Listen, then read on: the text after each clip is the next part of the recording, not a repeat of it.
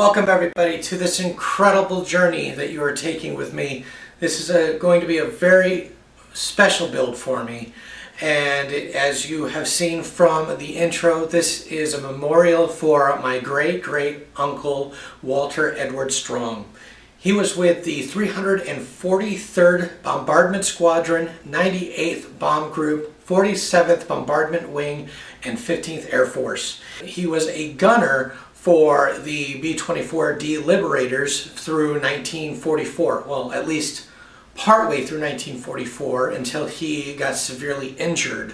He, on D-Day of June 6th of 1944, he had been hit with ack fire, and so it got him right in the neck. He started bleeding out really bad, but he fought extremely hard, survived his injuries, and moved on from it to actually train and become an instructor for the B-29 super fortresses that were used during the last part of the war and part of the Korean War.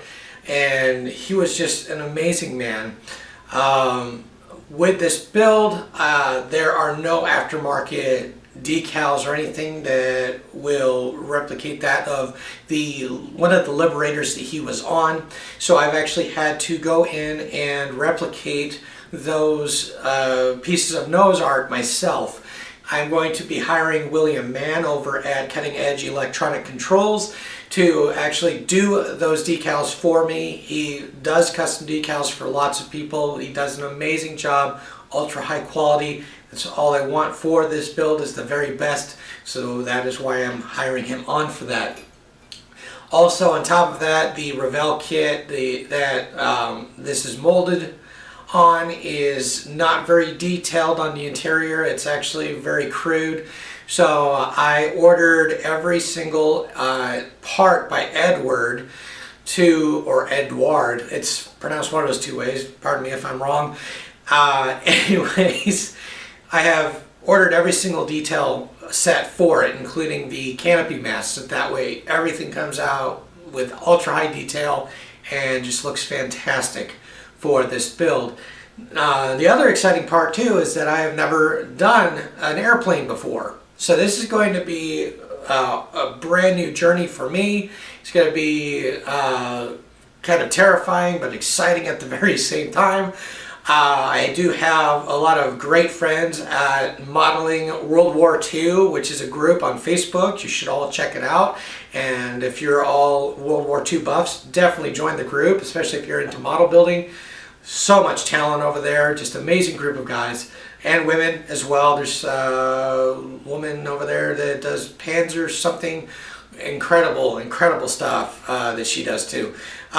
Anyways, let's go ahead and get looking at the kit itself, and I'll show you the parts, and then I'll also show you the artwork that I did to replicate the nose. Alright, so this is no small model, and there are a ton of parts to it. Not as much as a lot of other models of its size out there. It's actually quite simple in comparison. There is just so much detail that can be added in. You'll notice up in the top left corner there, underneath the standing instructions, that there is a ton of photo etch there, and you can also see the masking set. It is a massive plane. I am very excited to get started on it. It comes with gunners and pilots, co-pilot, all that cool stuff. Even comes with a Jeep track vehicle. And that'll be fun to practice on because I have never done any armament.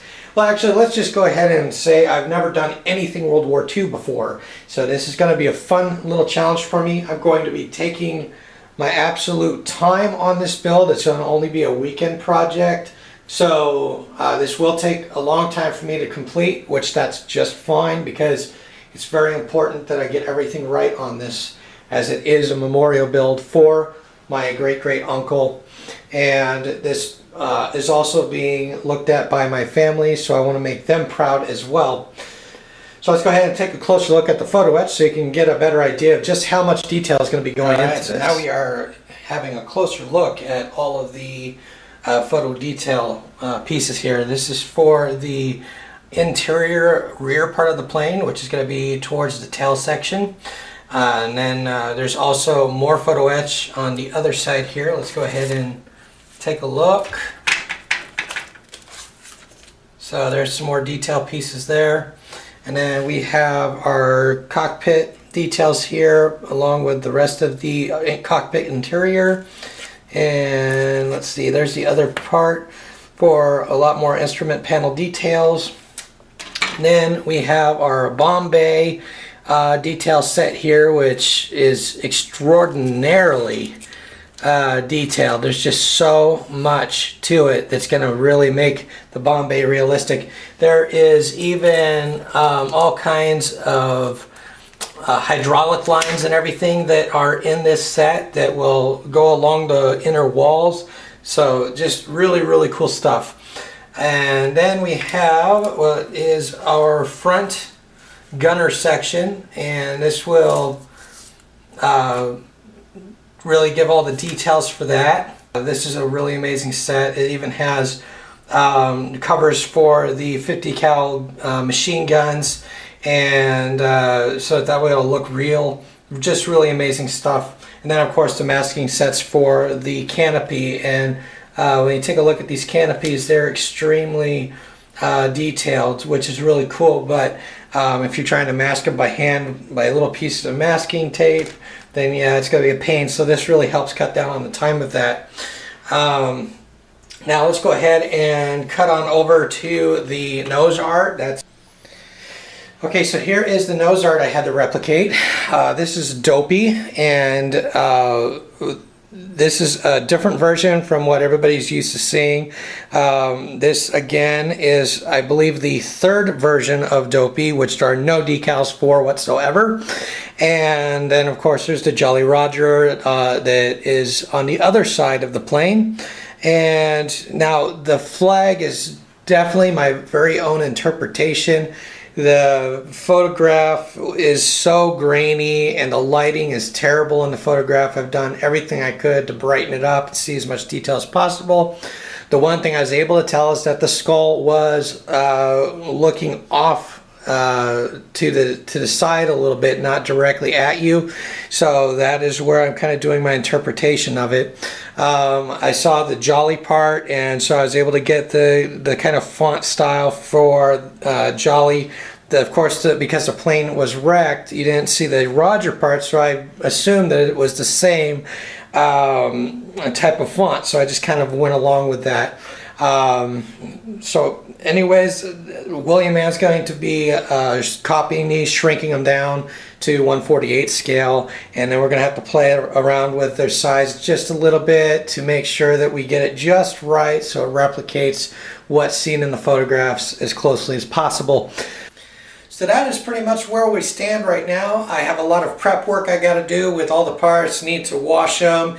I need to get a lot of the pieces cut off the sprues, the major parts anyway, like the wings and the stuff that's going to be really noticeable. I'll get those sanded, really cleaned up, so that way when I go to do assembly and everything, that it comes together smoothly. Anyways, stay tuned. More will come. It'll probably be sometime weekend, as this is going to be a weekend type project thing going forward. So anyways, I'm starting to kind of ramble on. That means it's time for me to go. So I'll go ahead and catch you all very soon. Bye.